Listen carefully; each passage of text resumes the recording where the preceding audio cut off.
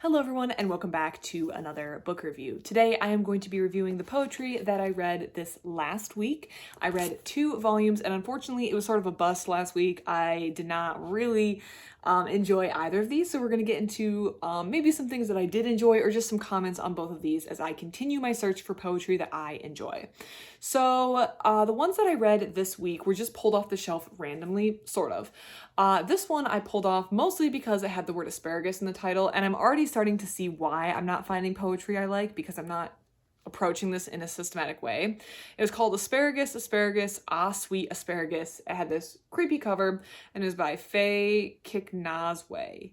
And I'm guessing this individual did the poems and drawings. I'm not sure if Faye is a man or a woman.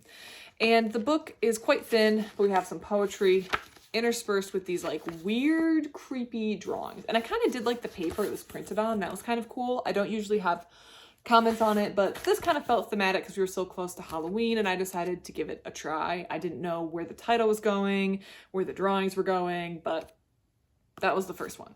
And the second one I read was Ferlinghetti's Poetry as Insurgent Art. So when we get to this, we'll talk more about it, but I read one other book by Ferlinghetti and I wasn't really impressed. So I decided to give it another go. And I also really wasn't impressed. So I should have stuck with my gut, but we'll get into that because I want to review these in the order that I read them. So it's actually coming off quite a high because I had some that were better a few weeks ago. I had the one by May Der Vang, the one about being a refugee. And then I had Under Days by something Martin Ott, which is by a US interrogator. So I had read some ones that were like better. So I was feeling pretty good when I went into these, but these did not deliver.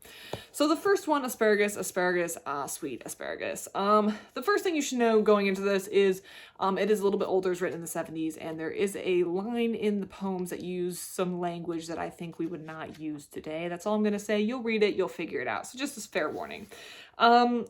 This one was one of those that I read and I only finished it because it was so short, but I had no clue what was going on at any point in this book. At no point it's that feeling where I was reading English, but I didn't know what I was reading. And I felt like it was either way too highbrow and I just didn't know what I was reading, or it actually was just nonsense and I couldn't figure it out. But I really tried to figure some of these out and I really just couldn't. Now there was one that I liked. There was actually one that made me laugh and I actually did like. So there's one that kind of rose to the top and it's the one on page 37, West Grand Boulevard, and I can read it real quick. 3 small children, impatient at the bus stop, practice karate. A toe to the kidney, to the throat. Their mother, her arms full of packages, watches them. She's going to give them something more old-fashioned when they get home, which I thought was funny. And that one I liked because I could actually understood what was going on in the little piece. The rest of these I could not. The drawings were cool, creepy, but cool. But I was mostly confused throughout the entire book. I felt like I was reading English, but it could have been French and I probably would have comprehended the same amount. Also, the back of the book was kind of highbrow, I would say. Get this. These are the 2 quotes on the back of the book. Time is a single universal consciousness for Kicknosway, like the moon, like past and present, fact and dream, image and image. We have phases, but we continue evolving to a central image. We are one event with an infinite number of manifestations. That one makes a little bit more sense than the second quote, but still is kind of like, okay, girl, let's get to the point.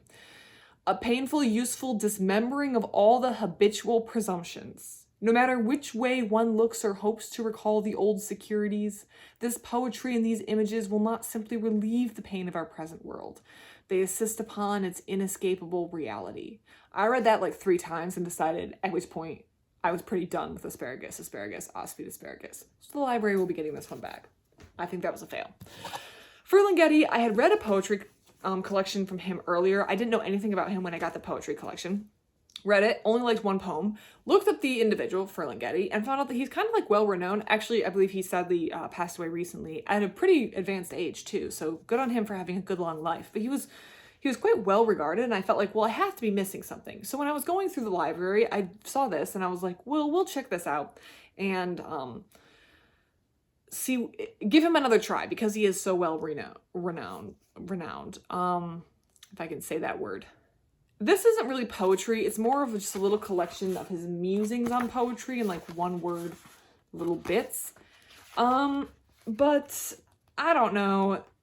I didn't really agree with most of it, if I'm being honest. There is one quote I did like on page 16 that says, "Your life is poetry, and if you have no heart, you'll write heartless poetry." But I don't know. This man thinks quite highly of poetry because he is a poet. And partway through, I realized if I just replaced the word poetry with music, I would probably agree with a lot of these sentences. But reading poetry as though it was like this life-changing necessity of life, as someone who isn't really big on poetry and hasn't read a lot of poetry they enjoy, made me kind of go like, so maybe I should have picked something else. Maybe I wasn't giving Ferlinghetti a good, honest go. But there was another one, page 17, that I took special interest in. If a poem has to be explicated, it's a failure in communication. Which I think he's saying like your art, which I guess this is a bigger conversation, is it on the artist to make sure that their art communicates to the viewer? I think if you're publishing poetry, I think maybe it's not everyone's going to understand everything, but why am I reading whole volumes and not understanding anything? Is it because I'm not smart enough? Maybe. Maybe I just don't have the right training in how to read poetry. Maybe I should take a course on how to understand poetry. But I just feel it's ironic that he wrote this quote on page 17, if a poem has to be explicated, it's a failure in communication, when I didn't understand hardly anything in the poetry collection that I read from him. Well, I understood some of it. It just did not grab me very much. And it was not like this life-changing, soul-shattering event that he seems to make it out to be. So this one has a lot of little musings and then 2 manifestos. The Populist Manifesto number 1 from 1976, and then Populist Manifesto number 2 from 1978, and then Modern Poetry is Prose from 1978. If you're a fan of Ferlinghetti, you may enjoy this, but I think this was also not really my cup of tea, if I'm being quite honest. This one wasn't either.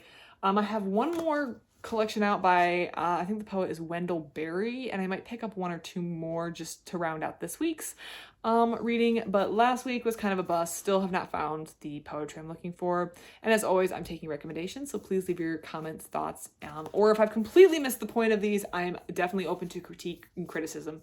Please leave all your thoughts, comments, commentary in the comment section down below. I love to hear it. Thank you so much for watching, and I hope you have a great rest of your day.